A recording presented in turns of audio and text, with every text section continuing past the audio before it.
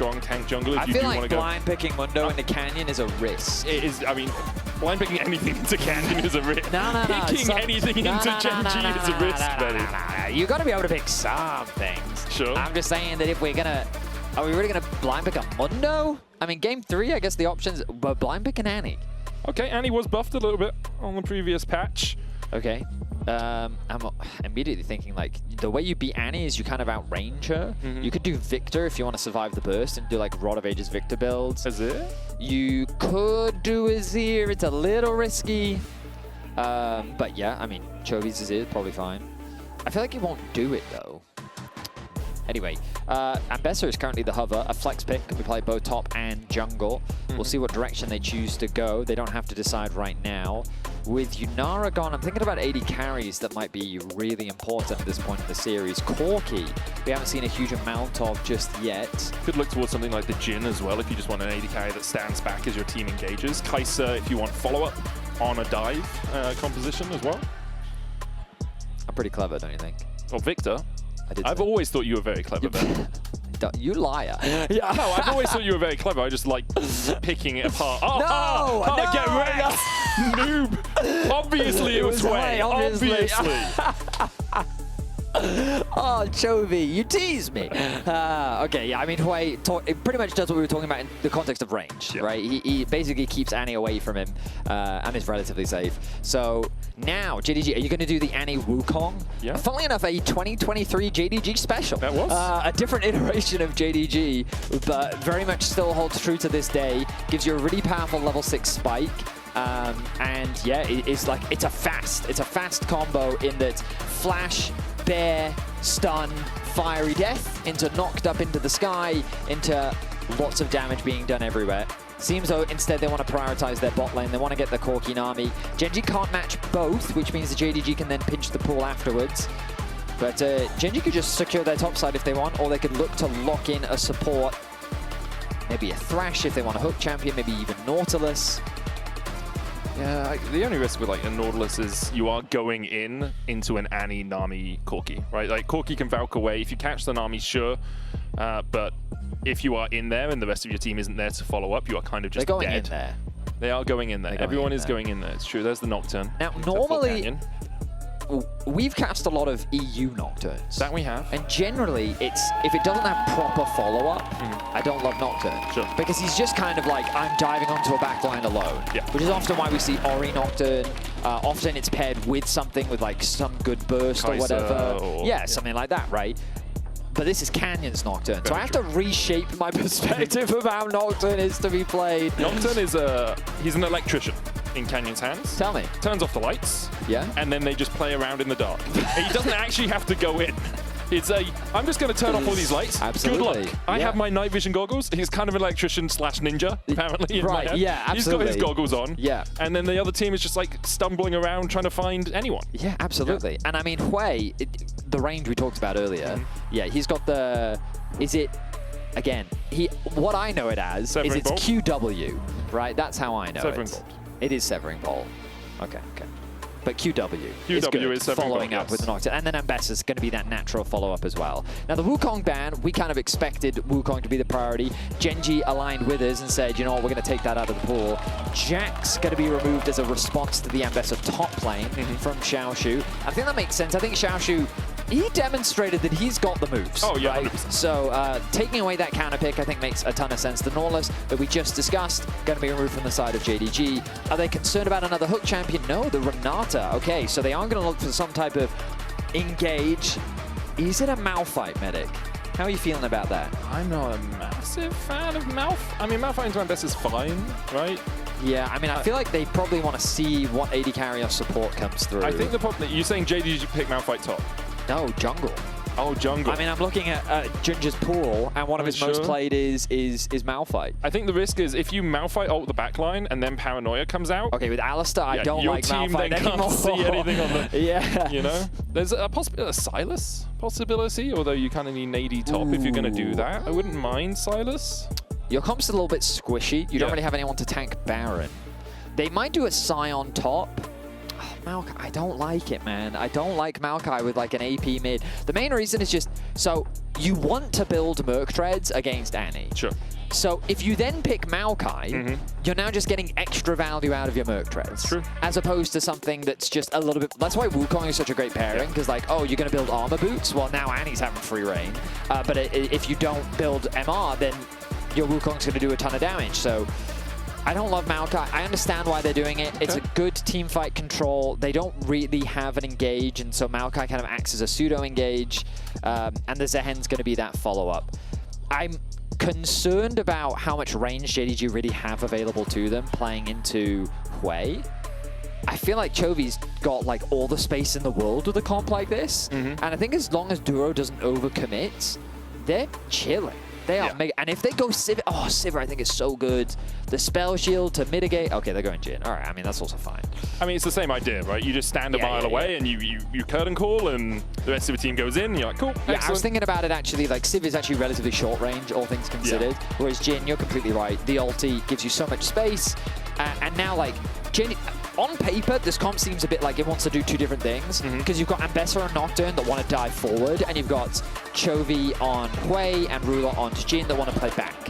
But what they'll do is they'll leverage their poke first, and the moment that enough poke has been done and you overstep, then they go, right? And it's about that patient play that, truthfully, many teams in the world just can't execute. I think patience in League of Legends is a really hard thing to navigate. Knowing the right time to force the engage is a very hard skill, but Gen.G have mastered it. They are masters of that patient play. We saw it in game one, right? Same idea, Caitlyn TF, you chip away at them, chip away, and then someone oversteps, you immediately go and you win the team fight. So same idea here from Gen.G. It's a similarity between myself and Gen.G. We have a lot of experience with patience. Is that because you were a former doctor? Yes. I see. Okay, yeah, very clever. Anyway, for JDG, the question is, can you come back? First two games of this series have been incredibly one-sided. They were able to get a bit of a lead in game one, but after that really haven't had fights that came out too far in their favor. And Gen.G, they're at the precipice of setting a new record, Medic. Gen.G are, We've done the math. We have. Hit us with the math, Medic. Oh, you want me to tell them the math? Yeah, I mean, you did the math. I would just give you numbers. Fastest ever best of 5 internationally was G2 versus Team Liquid, MSI We remember finals. that one fondly. 2019. We had to say it. We had to say the it. G2 Sorry, 2019. guys, we had to get it in there. Fastest ever best of 5. This series, if this game ends in 23 minutes and 7 seconds or less, becomes the fastest ever international best of 5. So 23 minutes and 7 seconds is the time that you're looking for Gen.G to break that fastest international Importantly, Gen.G would have to win this game for that record to be set. They absolutely would have to do that. If JDG win it in like 22:15, not the fastest international best of 5. Yeah, that is correct. I think it's an important clarification. Gen.G, I mean, it's just a demonstration of the dominance that they are demonstrating here at this tournament. We were talking about it a little bit in the break. It's one of those things where Gen.G are making JDG look poor. They are. But they're not. JDG's not a bad team. Yeah, they're not a bad team at all. You don't get second in the LPL being a bad team. Okay, that's not what happens. And I know the Lion fans are like, we could beat this JDG. And I don't think this is an accurate representation of how good JDG really is, because Gen.G just have this effect where they just make good teams look very bad simply because of how dominant they truly are. JDG looking to get their first win on the board. They already have a very small goal lead. Gala and Vampire off to a fantastic start in the 2v2 lane, simply because, I mean, Alistair is having a miserable time. Alistair is not going to be having fun in this lane. It's also Jin. You get 4 attacks to try and trade back. It's like, we're probably going to lose that into an ebb and flow. Tidecaller's blessing on Gala, who can use that Gatling gun to reduce your armor. So yeah, not the easiest early doors for the Cow and the Artist in the bot lane, but Gen.G should be okay just surviving a little bit of that early pressure. Does look like it's going to be a plate over to Gala and Vampire, though, on the right of your screens. HongQ did get the push in mid as well, forced Chovy down, and has had to come back with a Sapphire Crystal here on the way. Yeah, I mean, for me, the biggest thing I'm concerned about for JDG's draft is largely this Maokai. I don't think they have easy access to the backline. I know that they were a little bit limited in terms of jungle options. I do think they should have prioritized getting that Wukong before, but also just double AP mid jungle makes Merc Treads have a ton of value. And how are they going to close that gap? How are they going to successfully get on top of these backline carries as Gen.G have demonstrated their ability to play at range so many times before? Now, Kiin hovering around mid lane. He's threatening a gang. HongQ oversteps. HongQ has used that teleport already, but is able just to walk away from the devastating fire out of Chovy. Takes a bit of damage, but nothing too major. Sidestep, connects the stun, shield comes through. Kind of what we're expecting from these trades. Annie has options, but overall it's just pretty stock standard, slow early phase. Duro, ooh, bubble doesn't connect. Could have been a nice chunk of damage from JDG's bot lane 2 versus 2. Not going to find much off the back of that though. TP's committed now from the majority of the solo laners. Only Kiin with his left. As JunJia back on his top to bot side clear. So kind of what we've come to expect from this series, a relatively slow and quiet start. As everyone is enjoying the calm, quiet sounds of Summer's Rift. It's not too calm or quiet. It's actually very calm and soothing. Xiaoxu? Just because champions are fighting to the death in their respective lanes doesn't mean that it can't be calm and soothing. I guess the important clarification is it's not to the death. If it was to the death, then we'd see a little bit more death. They absolutely die. Just because they resurrect doesn't mean that they forego the... Right now, no one is doing that, Vedi. They are just fighting. But they can be fighting to death. They might not be succeeding. Oh, true, I guess. It's you that's the master of pedantry here. Are we not getting into the technically correct verbiage?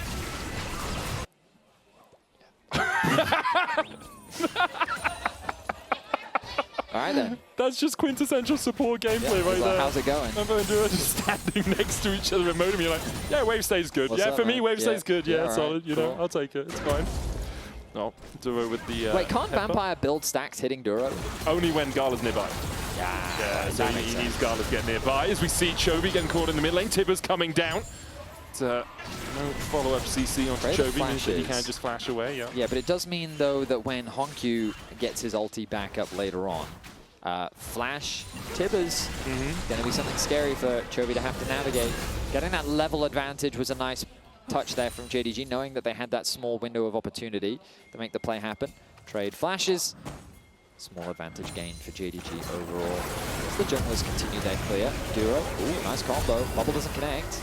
Gala has to use the barrier there to survive through it. Ooh, that's the biggest loss of them all, really. As opposed to the first 2 games. Yeah, no, that one was for sure. Probably that one I felt the most. Yeah, understandable. Yeah, relatively slow early game between the two teams. Slight gold lead for JDG, but once again, JunJia, apart from that gank in mid, hasn't been able to have as much impact for JDG as they would like. It's a bot side scuttle spawn. JunJia goes in, Bramble Smash back.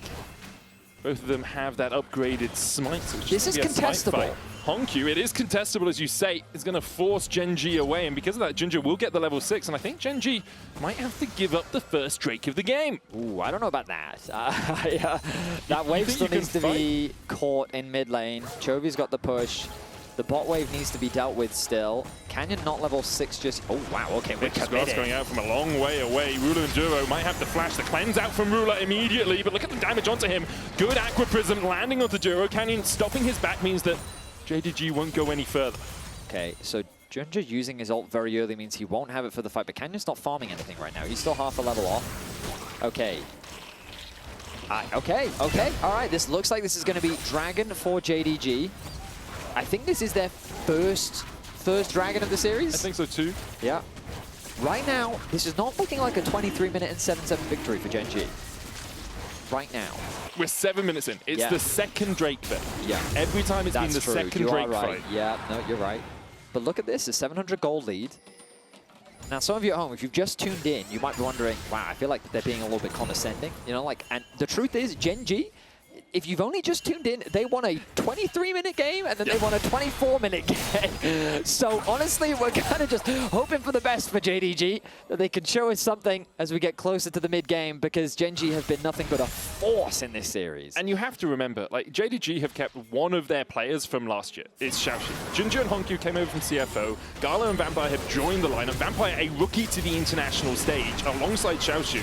So for them to even be able to butt heads against Gen.G, even to be able to get second place in the LPL, incredibly impressive.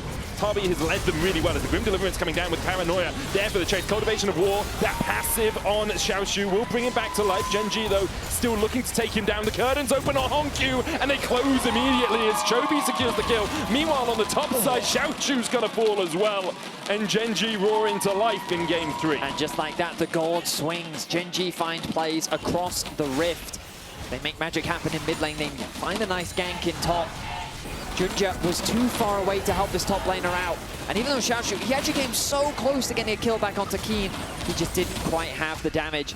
JunJia, though, I think he was... Nah, he's not going to be able to hand this over. The TP will come through. JunJia, they'll get a kill on Duro, bot. it's going to go down. Vampire takes the kill, though. Not really what you want. Gala has to use the barrier. Yeah, he had to there. The tower, I think, had stacked too many times and was threatening the kill. It's unfortunate for JDG that the kill does go over to Vampire. They would have loved to funnel that gold into Gala, get him towards that Trinity Force. Idle wave.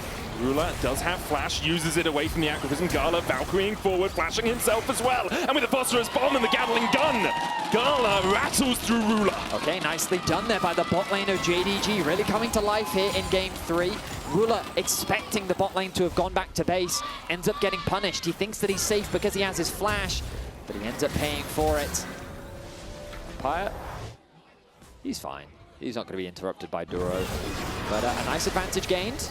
And JDG definitely swinging back here in game 3. Yeah, 1,000 gold lead now for JDG. 800 of that sitting on Gala, one of the most experienced players on the roster. That NSI title back on RNG. Picked up a couple of them, actually, in consecutive years. And him against Rula is one of those matchups that we've actually seen quite a lot over the years. Rula does have the advantage of it. When he was playing on JDG, it was Gala sitting on LNG. And JDG at those times in 2023 were the dominant team, not only in the region, but in the world. Only just getting stopped by T1 on their way to a golden road. And JDG have gone through so many iterations of their coaching staff and their roster to finally land a roster that was, I think, a little bit surprising to many for it to find success this quickly. For them to be doing so well domestically, getting that second seed from the LPL. Now, though, they're looking to get a game over Gen.G as they set their sights on Kiin. Nature's Grass coming out. Kiin will be locked up by it, but look at how low Xiaoxu is. Can he really step forward any further? Goes in with the Grim Deliverance, but might just be taken out by the Paranoia. Canyon fears him back. Kiin trying to escape JunJia's clutches and does so. Gen.G pounce on an engage from JDG. Yeah, I liked what I've been seeing from Xiaoxu so far in this series, but that play right there, I mean, he basically just lost all of his HP without trading any of it back against Kiin. I have to imagine that he had a lot on cooldown when the gank was happening, and it meant that between the two of them, they just didn't have the damage to find that kill. Gen.G turn it back, they find a kill of their own. Now Canyon on Nocturne already in a fantastic position with that first item completed. Kiin now, we look back at this replay, the ulti comes through. Yeah, Xiaoxu used a lot of his skills right at the start. He's just walking at him, trying to land those autos. He then finally blocks the Q, gets a bit of healing back, drops the ulti, but at this point, Kiin has already been able to create enough space that there's little to no option. So close to blocking the passive. If it hadn't been for the fear, he would have been in some serious... maybe there was room for outplay. Could you hear all of the ghosts of top laners passes fighting in that replay as well? I think I tuned that out. I just heard, wow, wow, wow, wow, wow, wow.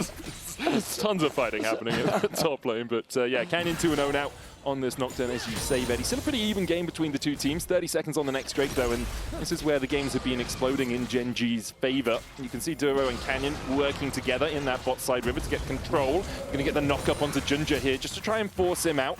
With Gala and Vampire able to move first out of bot, Rula having to catch the wave under tower.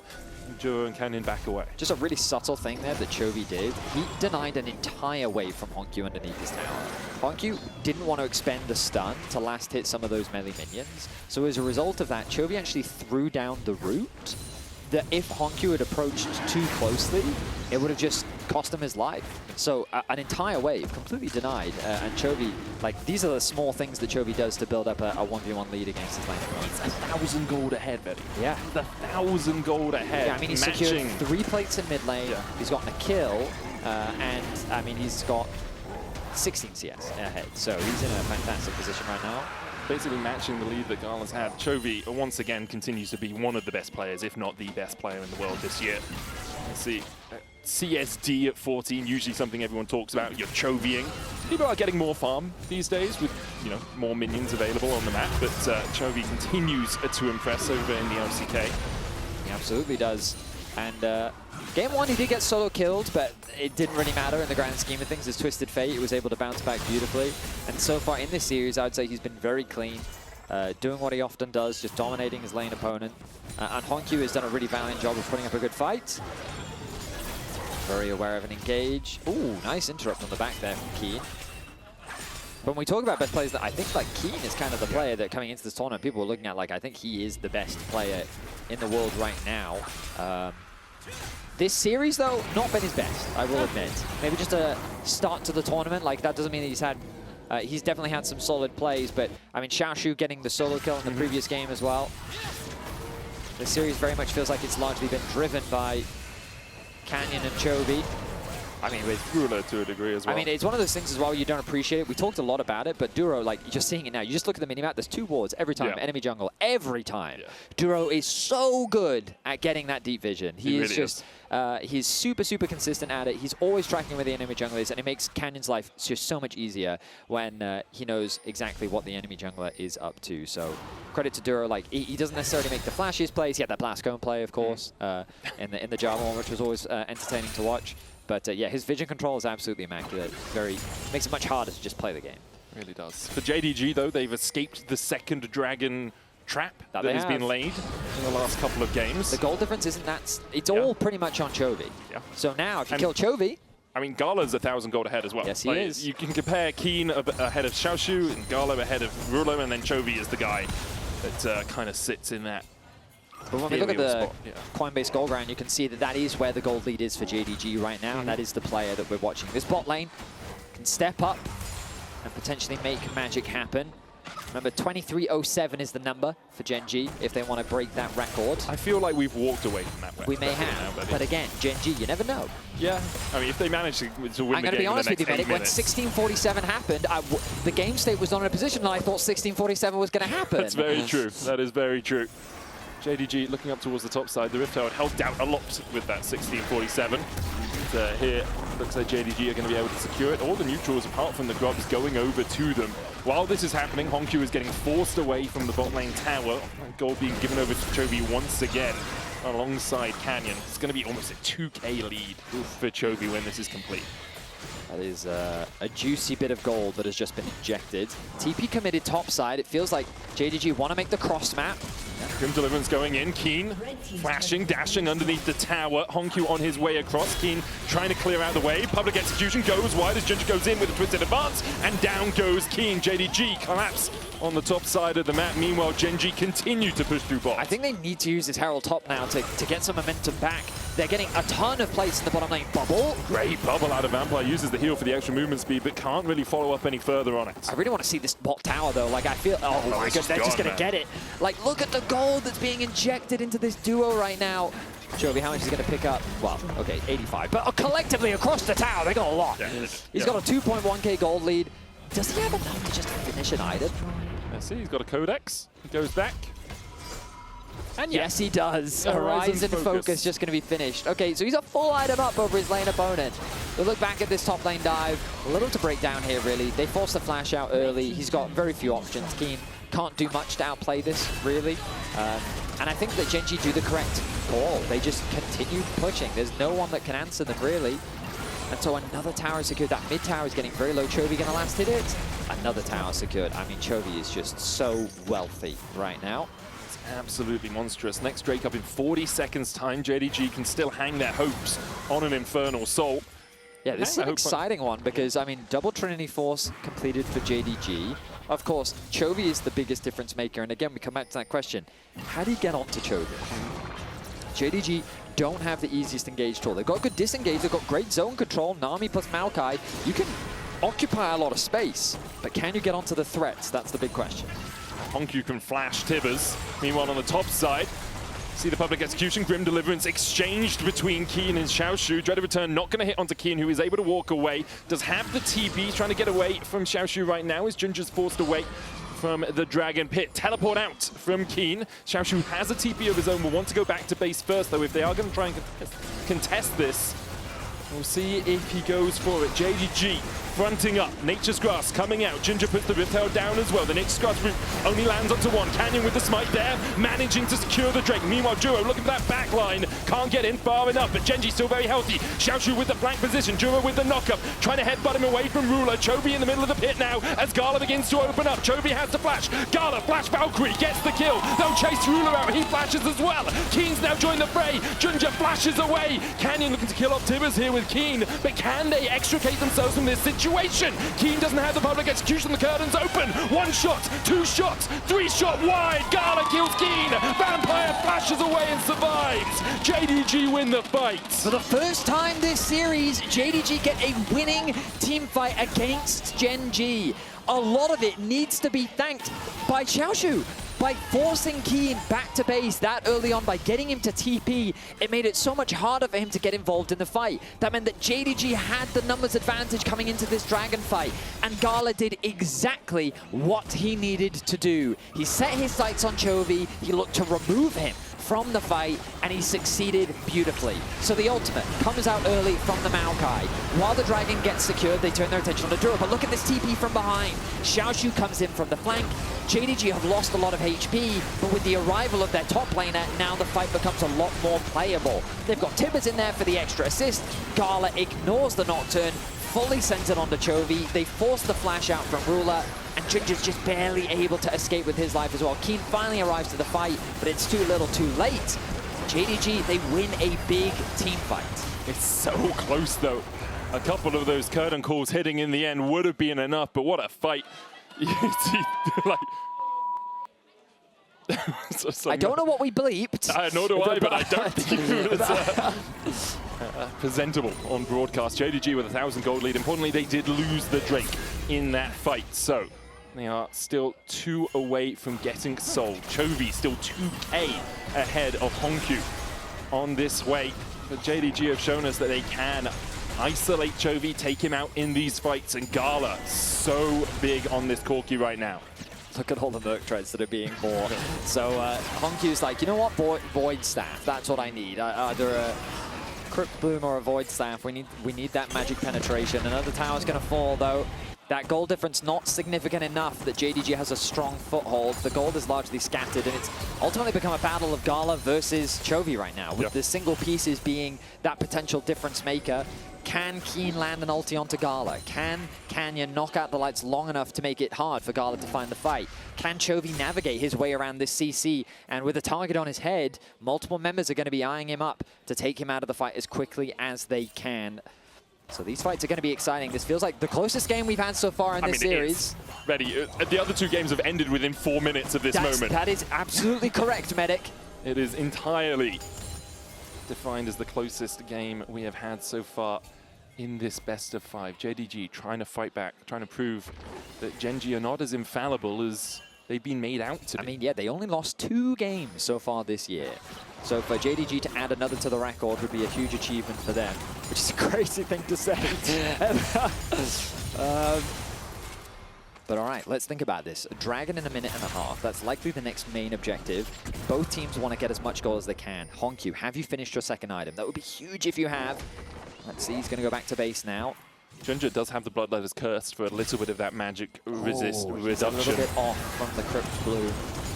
Bit of a shame for him. Oh, they're throwing this out early. JunJia for Duro and Ruler. Duro there with the Unsealed Spellbook, takes the cleanse and manages to... I don't know if I like this, though. You've got Dragon in a minute. Is Maokai's ulti low enough cooldown that it's going to be fine? I want to say it's like 80 seconds away, but that's very much a high pop. Like, oh, it's 50 seconds away, so it will be back up in time for the fair Drake. Enough. Yeah, great. Yep. Observer's helping us out with that. So fair enough. Yeah, completely valid play. They get the cleanse up from Duro, I guess. They would have preferred Ruler's cleanse, I'm sure. But his flash is going to be up as well. Looks like a bunch of the flashes, actually maybe Gala's won't be up in time.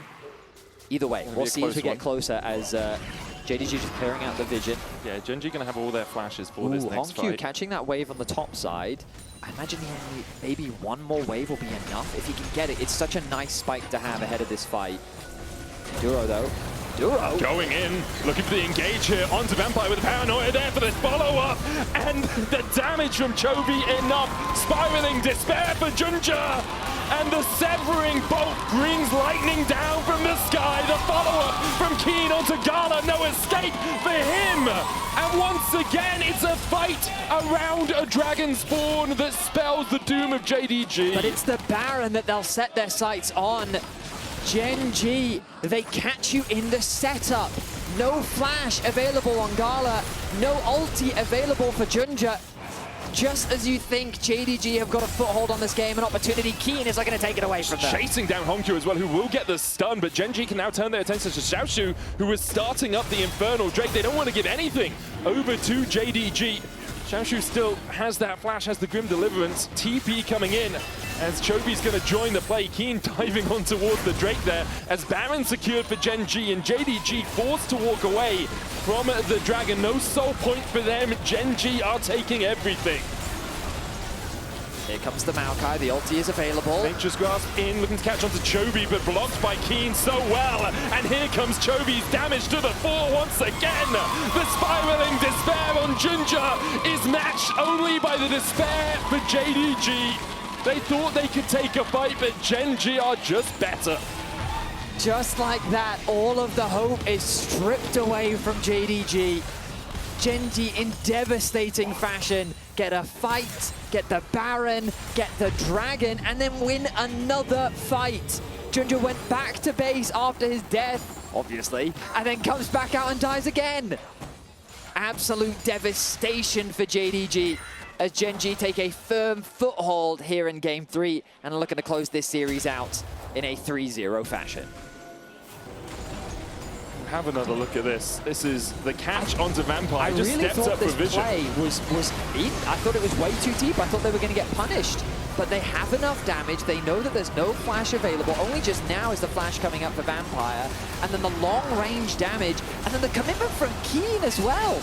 Beautifully done. Great awareness of how much damage output you have. They get 3 quick kills and they're looking for more. Spiraling Spare once again onto Vampire. Good tide away from him though. They've already caught out Chovy. Canyon going forward. Duro trying to get the knockback. Just trying to disengage here for Gen.G. Gala joining from the side. Public Execution flashed away from. He has to Valkyrie to the safety of his team. JunJia going a long way away with a twisted advance onto Canyon. But Kiin's going to try and chase him out. Duro with a good knockup. And now Canyon's still surviving. JDG, they've been pulled all around the map and they just can't find the kills they want. They'll get Kiin in the end. But they really wanted more out of that play. They absolutely did. JDG, hey, at the very least, you find 2 kills. Yeah, one of those onto Chovy. You'll take what you can get at this point in the game as Ruler looks to get something for himself. That tower, it should end up falling, I think, thanks to the Baron buff. Has he overstayed his welcome, though? He has the cleanse. Yeah, he's going to be able to move speed his way to safety. Okay, so JDG still got some fight left in them, looking for what plays they can get. And JunJia is so squishy. Plated Seal Caps and a Negatron Cloak, that is not enough. He's got some health from the Bloodletter's Curse and from the Leandries, but with the curtains opening, Ruler finds his mark twice, and the 4th is enough to get the kill. 4th shot from Ruler, and the 3rd death for JunJia here on the tree. I mean, the only good news for JDG is there's nothing that Gen.G can get off the back of it. There's no objectives left for them to play for. Chovy, he's just a little overextended on the top side. He does have his team on the top half of the map, so he's feeling relatively safe. Ends up being a trade 1-for-1, but I think that JDG are happy with that trade, and then with the arrival of the Corki, it's looking pretty good, but they get the flash out from Gala. And when it's a bit of a scrappy exchange, Ruler finally joins the fray. The fight becomes scattered when Xiaoxu commits his ultimate to the fight, but JunJia in a 1 versus 2 forces Canyon back, and then is reliant on Xiaoxu and HongQ to come and save the day. They get that kill onto Kiin. A shutdown given over to HongQ means that he gets a nice injection of gold, but still, I mean, he's basically 2 full item, well, 1 full item behind Chovy. Remember, like a few moments ago, we were talking about how Gala was the lead and Chovy was the lead for Gen.G. Yeah. Ruler's now ahead in gold, Vedi. Gala 3-1-3, has 30 CS lead, but because Gen.G have been able to take the Baron, open up these towers, take that standing gold off the map, Ruler's now at 3 items, and Gala, he's at 3.5 as well. It's a Serpent's Fang for him to try and get through some of the shielding out of Gen.G, but it is a struggle now for JDG when even their Fed carries are falling behind. Absolutely. I mean, that mid lane play from Gen.G still just so crazy. They caught JDG completely off guard. They caught us off guard. We're so used to this idea that you play around the dragon, right? Yep. You kind of wait for those timers, you wait for the setup. No, but they attack you in the setup. The amount of time that was available on those flashes was so finite that they had to make that play at just the right time, and they're able to pull it off. Really impressive stuff. They continuously demonstrate why they are the favorites here at first stand. The expectation is nothing short of excellence from this roster, and so far they are displaying it. 47 seconds until the next dragon. JDG had a good foothold over the first two, but Gen.G have answered back over the following. This is kind of JDG's last chance, I would say. If they don't get a good fight here, then the game feels done and dusted. I know it may already feel done and dusted, but JDG do have one last opportunity. I mean, you've still got a huge amount of burst, right? If you get a Absolutely. flash tippers into a Xiaoxu's level 16. forward, yeah. The TP is kind of early from him. It means that shield will fall off before the dragon really kicks off. JunJia, though, getting a little too close. Stepping forward onto JunJia, as you say. He will be able to walk away for now. Oh, I mean, Ruler playing with nothing but confidence. Look at the move speed he's got. Oh, the severing bot onto JunJia as well. They can't approach, man. This is what my concern was at the start when we talked about draft. How do you get close to this range? Like, Chovy's not even on the same screen as you. Gen.G will start up the Drake. Again, only third of the game for either team. Ruler looking for the deadly flourishes, can't quite land them. Chovy puts the Gaze of the Abyss into the Tribush to force JDG to take the shorter path around. The Drake already down to 3,000. Nature's Grass coming out. Turn off the lights. The electrician's in the house. And immediately Canyon is just able to take the Drake. Then goes in. Severing Bolt landing as well as JunJia's forced to run away from the fight. The spiraling despair on Xiaoxu. He can't get close enough. Grim Deliverance only delivers him to his demise. Meanwhile, Gen.G continue to step forward. Kiin with a kill on the bot side. Gala knocked up and taken out. It's a 5-0 ace by Gen.G. It's simple perfection from Gen.G. They play beautifully at arm's length. They make it impossible for JDG to close that gap. And off a single fight, they'll look to end the game. Not the fastest best of 5 in history, but it was damn well one-sided. Gen.G proving they deserve the title of champions-elect here at first stand as they sweep away JDG with a dominant 3-0. Nothing short of impressive. JDG looked like that they were getting off to a great start in this game. And just like that, Gen.G took it away from them. Impressive stuff. They're going to be a tough team to beat. And JDG, I just hope that we get to see more from them. Yep. Gen.G have this habit of making teams look much weaker than they are. I think JDG has more to show. I think that they're still going to be tough competition for the other side of the bracket. But Gen.G have just cemented themselves as the very clear favorites here at the tournament and why they are so feared by so many. I think JDG showed us a lot of stuff in that Game 3 and the start of Game 1 as well. I think those were the two kind of highlights for them. Game 2, they had that flank from Xiaoxu with JunJia going quite deep on the Jarvan. So there were some good things for the LPL number 2 seed, but Gen.G just a step above right now as we hand it over to the analyst desk to break down that series and lead us into the second series of the day.